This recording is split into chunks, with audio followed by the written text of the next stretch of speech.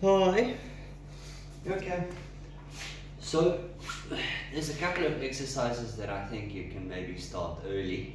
Uh, Question is the herniation, is it, if I turn this way, what I understand is if the herniation is on the lower or upper back, so that's your lumbar, that's your thoracic, um, if it was popping that way or if it was popping towards the belly. However, some of the first things that we need to look at is your hip stability, left and right, core tilt, if there's a hip tilt in any direction. And then, like you said, your physio is saying you need to do push-ups, which implies that there's a strengthening to the front. However, I'm more inclined to believe that your shoulders are rounding more as opposed to being open towards your back, which is a weaker back, stronger core, stronger stomach muscle, weaker back muscle, long hamstrings, weak and tight hip flexors.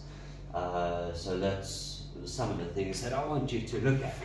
So what I was thinking is to send you some of the exercises, but a lot of them I actually just can't find them. Maybe I'm not getting the right names for them. The one was, for example, in the prone position, lateral leg raise, and I found one video, I almost sent it to you, but the way the guy was doing it was too fast, and it's not something that I would say is good for you. If you want, I can at a later stage maybe give you a little bit more explanation, but for the time being, I think most of the exercise you'd be doing is either in this position on your all fours or somewhere over there, or with your hands wider out. What we could do is maybe have your legs out in that position or that position over there, but that'll be subject to checking where your pain is and thresholds and what your limit of movement is. So what I anticipate is with the lateral leg raise is the exercise is going to look like that, where basically you're going to raise pretty slowly, not fast, over a count of 2 to 3 seconds. You can take this longer, over 5 seconds, but that is a little bit more difficult. So the first thing is that we just try and first stabilize. So the idea with this is that you don't end up tilting your hip in an up direction, but that you keep that hip down and you open the leg. So you would do 10 one side, and then from there 10 to the other side. Now what can often happen is that hip can fall, your body naturally wants to fall, or you naturally want to pick up that way because you're not strong. So that also strengthens these muscles down here and on your lower back to strengthen over there, so that you can keep your hip stable. So that'll be 10 one side and then 10 to the other side. That's exercise number 1. Now I imagine that any exercise where you're going to be moving like that, this actually is quite relieving on the spine, but I would prefer to be there with you. Anything like that is no good either. So again, in this position, best way I can describe it is prone, knee to chest. So I can't find a similar exercise. The next best exercise that you can find, which they call it a mountain climber, which is if you do that. Now, I don't know how strong you are and how much pain you have when you move, but I can feel that the muscles in the back work. What I would suggest for you is try and hold the weight more on your hands rather than your knees, because obviously you're going to be raising one off the ground. Now again, similarly, try to avoid the swing of your hips in either direction, and all you're going to do is you're going to slowly just pick up one leg, bring it up as far as you can and take it down. Switch the weight onto your other leg, and you're going to do the same thing. And this you can do as many as you can, really. If you can do 30 on every leg, on either leg, then you do it. So this will help to loosen the muscles in the lower back and in the hips and a little bit in the hamstring. But then on your front hip flexors, it'll start to strengthen down there on your hip flexors, and it'll also help in promoting flexibility a little bit later on. Then another simple exercise that you can just do to start opening up the hips is if you're in that position and you can hold it there. Let me just show you what this leg is looking like. So I'm going to try and keep this leg as straight as I can, and I'm going to keep this leg in line so that everything is almost on one line, just a little bit offset, and I need to keep my balance. So this in itself is an exercise already. So as I'm here, I can feel it's a bit tight, but I've been doing some leg exercises, particularly in my hips, because I know I'm also weak over there, and I have flexibility issues. So then I can push forward, so it's not lying forward like that, but rather pushing my hip forward. That will open up in this position over here, and I can hold that for 3, 4, 5 seconds. Relax. 1, 2, 3 seconds. Again.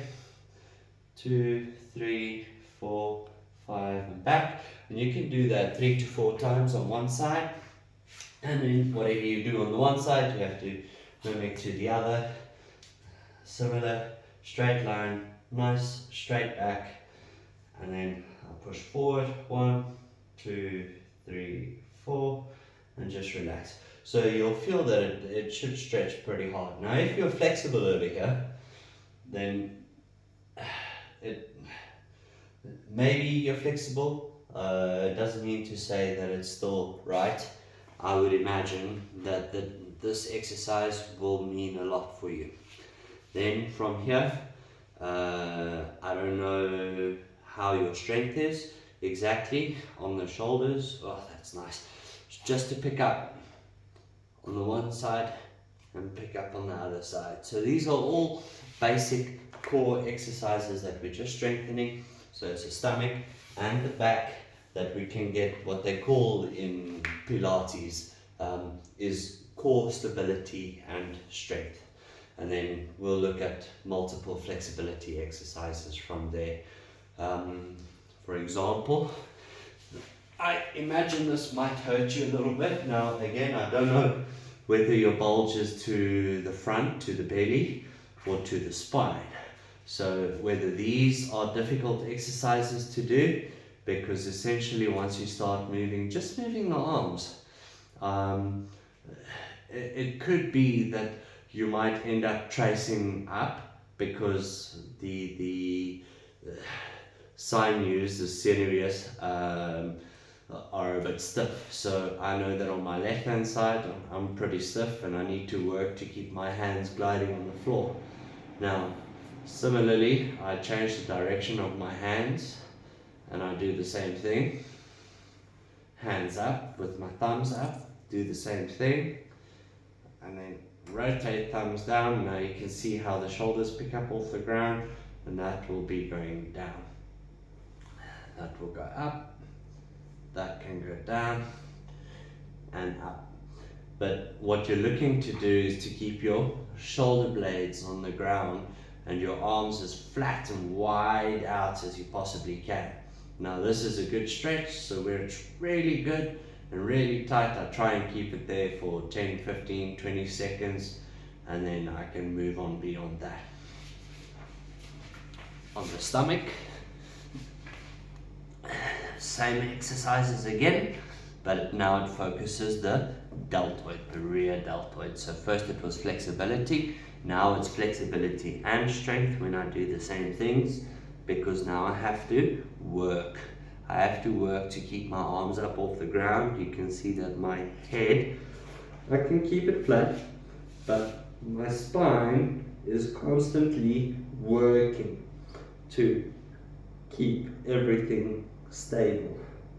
So those are some of the exercises that I can do, which may put some pressure on the spine. That would be for you to do. So say for example you're doing this one and you get to that point, you see how I'm rocking? That's instability, that's weakness. But say you get to that point and it starts to hurt. Now you're going to go back and you're just going to go like that up to that point where it hurts, and you're going to do that until you're tired. Now you can help your arms through a position of where it doesn't hurt, and then you go back up. Now if I were to pick up my hands and suppose it hurts, then I guess that's not good. I open them up a little bit and pick them up. That might be a little bit easier. Then you can start coming down and back up. So you don't want to do anything where you're feeling pain, because if you are feeling pain, it will increase the inflammation. But those are some simple exercises that you can do just to start doing basic strength in the shoulders, basic flexibility in the shoulders, and then in your hips. So there's two main components which I can explain to you at a later stage.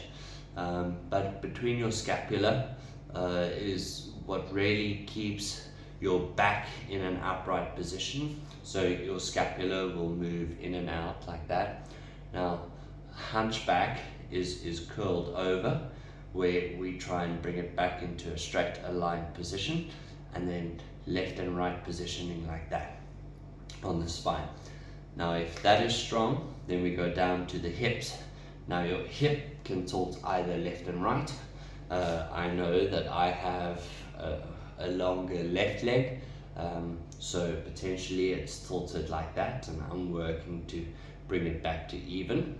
And then also I have an overcompensation with my left foot that's turning in, which I'm trying to correct to center line and outside. I've actually progressed quite a bit with that now in the last little while. I'm doing very little. I do one exercise every 5 or 6 days. I'll do a little bit. So I'm not as intense as you. So if you were to do some of these exercises once a day for 5 to 6 days a week, I imagine you would see pretty good results in a space of 3 months, coupled with some of the exercises that you're currently doing. But we can always progress. The big thing with a herniated disc is that once you've reached the point of no pain, it doesn't mean that the problem has been solved.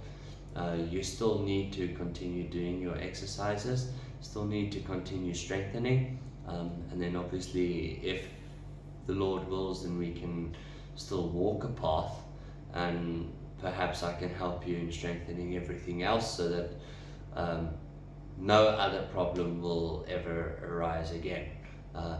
Permitted that you keep doing some of these exercises and there's nothing rash happening like an accident or pick up something in the wrong way or something crushing you. But okay, let me know what you think, and then I would really like to help you. You said to me that your physio says you must do push-ups, or your biokineticist says you must do push-ups. Can you do a push-up? I'd like to see.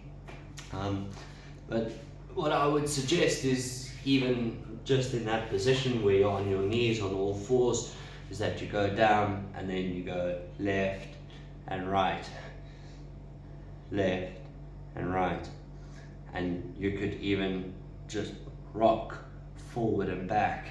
Now that exercises just about all the muscles around your chest and your shoulder, whereas if I did a standard push-up, yes, it exercises my stomach, yes, it exercises my arms and my bicep, and I go down and up, but that's single movement, where when you start moving across the spread, you're doing multiple movements over all of your muscles, which in general will strengthen the whole limb rather than a muscle group.